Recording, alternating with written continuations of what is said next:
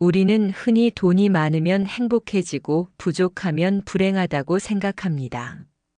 실제로 엄청난 부를 쌓았음에도 여전히 만족하지 못하고 불안에 시달리거나 반대로 가진 것이 많지 않아도 늘 평화롭고 행복한 사람들이 있죠. 왜 돈이 많아도 마음은 늘 허전할까? 진정한 부자란 어떤 사람일까? 부처님께서는 돈과 재물에 대해 무엇을 가르치셨을까? 이런 질문들은 돈의 진정한 의미와 우리 마음의 관계를 깊이 들여다보게 합니다. 부처님께서는 돈과 재물에 대한 우리의 시각이 얼마나 중요한지, 그리고 어떻게 하면 물질적인 부를 넘어 진짜 돈복, 즉 마음의 풍요로움을 얻을 수 있는지 그 비밀을 알려주셨습니다. 단순히 돈을 많이 버는 방법을 넘어 삶을 진정으로 풍요롭게 만드는 지혜가 담겨 있습니다. 오늘 이 시간 부처님의 깊은 가르침 속에서 우리는 천억을 벌어도 가난할 수 있는 마음의 함정을 피하고 소유에 많고 적음에 상관없이 항상 부유하고 평화로운 마음을 지니는 진짜 돈복의 비밀을 찾아볼 겁니다.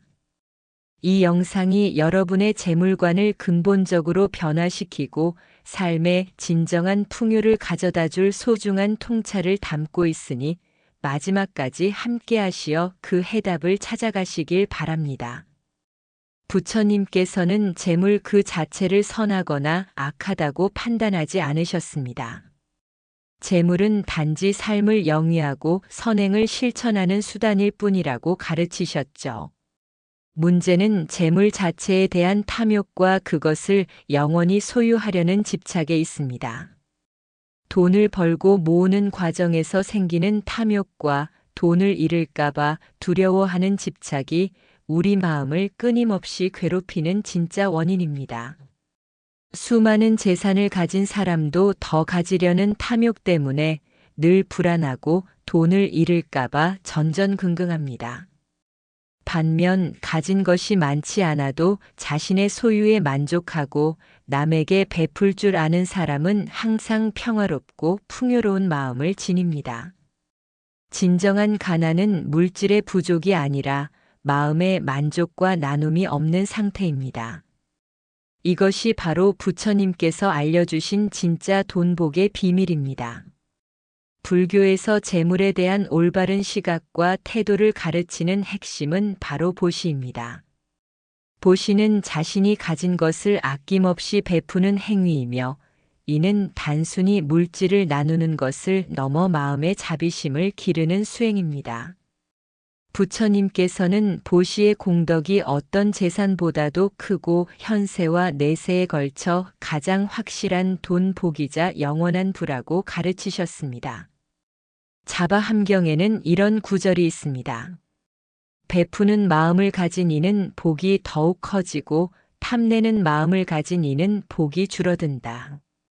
이 말씀은 움켜쥐려는 탐욕이 결국 재복을 줄어들게 하고 베풀고 나누는 보시가 진정한 부를 가져다 줌을 명확히 보여줍니다.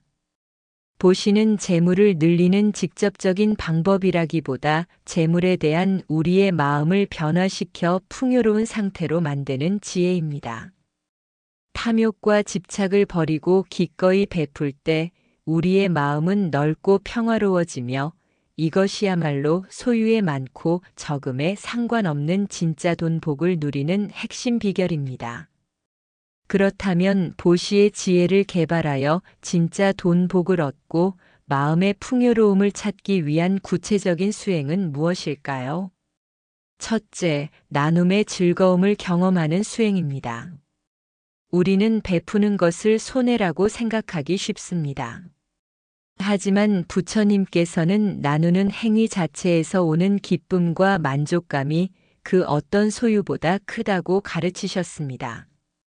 작은 것이라도 기꺼이 베풀고 그로 인해 상대방이 기뻐하는 모습을 보며 진정한 즐거움을 느껴보세요. 이 즐거움은 탐욕을 줄이고 마음의 충만함을 가져다 줍니다. 둘째, 재물의 무상함을 깨닫는 수행입니다. 아무리 많은 재산을 모아도 그것은 영원히 내 것이 될 수 없습니다. 병이 들면 돈으로 건강을 살 수 없고 죽을 때는 한 푼도 가져갈 수 없습니다. 재물이 덧없고 변하는 것임을 깊이 통찰할 때 우리는 재물에 대한 과도한 집착에서 벗어나 자유로워질 수 있습니다.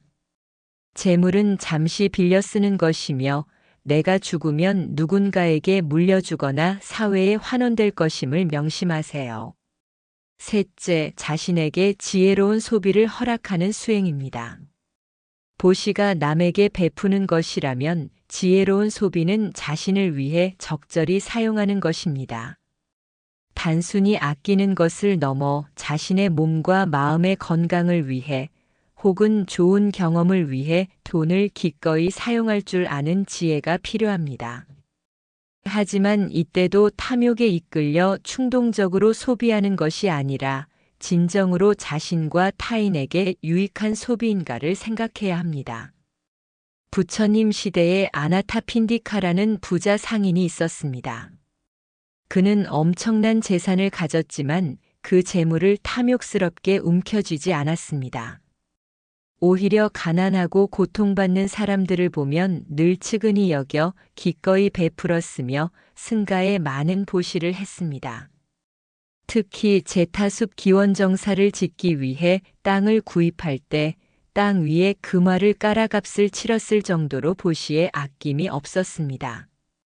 그래서 그는 고독한 이들을 먹이는 자라는 뜻의 아나타핀디카라는 이름으로 불리게 되었습니다. 어느 날 아나타핀디카 장자는 부처님을 찾아가 여쭈었습니다. 세존이시여, 저는 많은 재물을 가지고 있지만 이 재물을 어떻게 사용해야 가장 현명하게 사용하는 것입니까?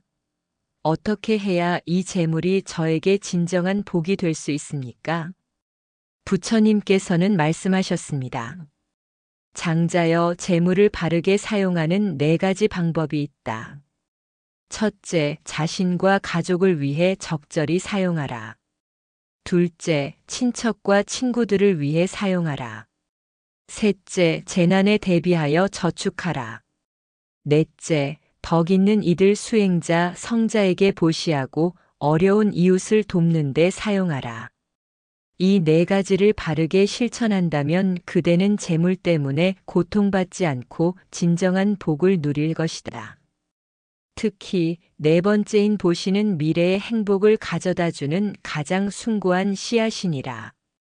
이 일화는 부처님께서 재물 자체를 부정하지 않으셨으며 오히려 재물을 현명하게 관리하고 보시를 통해 그 가치를 극대화할 때 진정한 복이 된다는 것을 보여줍니다. 아나타핀디카 장자는 재물에 대한 탐욕이 아닌 지혜와 자비심으로 재물을 사용했기에 진짜 돈 복을 누린 진정한 부자였습니다. 이제 부처님의 지혜를 바탕으로 탐욕을 버리고 진짜 돈 복을 얻어 마음의 풍요로움을 누릴 수 있는 구체적인 조언들을 말씀드릴게요. 매월 나눔 계좌를 만들어 작은 금액이라도 꾸준히 보시하세요. 수입의 1%나 5% 등 자신이 감당할 수 있는 작은 금액이라도 정해두고 매월 어려운 이웃이나 사회에 도움이 되는 곳에 보시해 보세요. 액수에 많고 적음보다 나누는 마음이 중요합니다. 이 작은 실천이 탐욕의 마음을 줄이고 보시의 기쁨을 경험하게 합니다. 불필요한 지출을 줄여 마음의 여유를 만드세요. 소비하기 전에 이것이 정말 필요한가? 라고 스스로에게 질문하고 충동 구매를 줄여보세요. 불필요한 소비를 줄여 생긴 돈을 저축하거나 의미 있는 곳에 사용할 때 돈에 대한 불안감이 줄어들고 마음의 여유가 찾아옵니다. 이는 탐욕을 다스리는 중요한 훈련입니다. 재물은 빌려 쓰는 것이라는 마음을 가지세요. 자신이 가진 돈과 재물이 영원히 내 것이 아님을 항상 기억하세요.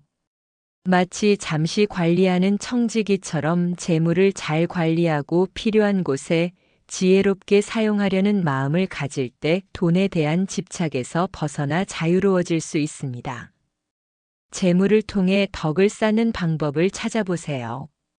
자신의 재능이나 시간을 이용해 자원봉사를 하거나 좋은 강연을 듣는 등 물질적인 것을 넘어선 덕을 쌓는 활동에 참여해 보세요. 돈만을 추구하는 삶이 아니라 재물을 활용하여 자신과 타인의 행복을 증진시키는 방법을 찾을 때 진정한 만족감을 느낄 수 있습니다. 돈에 대한 부정적인 생각을 긍정적으로 바꾸세요. 돈은 더러운 것, 돈 때문에 불행해진다와 같은 부정적인 생각 대신 돈은 선한 일을 할 수 있는 도구, 돈은 나를 자유롭게 할 수 있는 수단이라고 긍정적으로 인식해 보세요. 돈에 대한 건강한 태도를 가질 때 돈 복이 자연스럽게 따라올 수 있습니다. 사랑하는 달빛 아래 연꽃 향기 시청자 여러분, 1000억을 벌어도 가난한 마음은 바로 탐욕과 집착에 사로잡힌 마음입니다.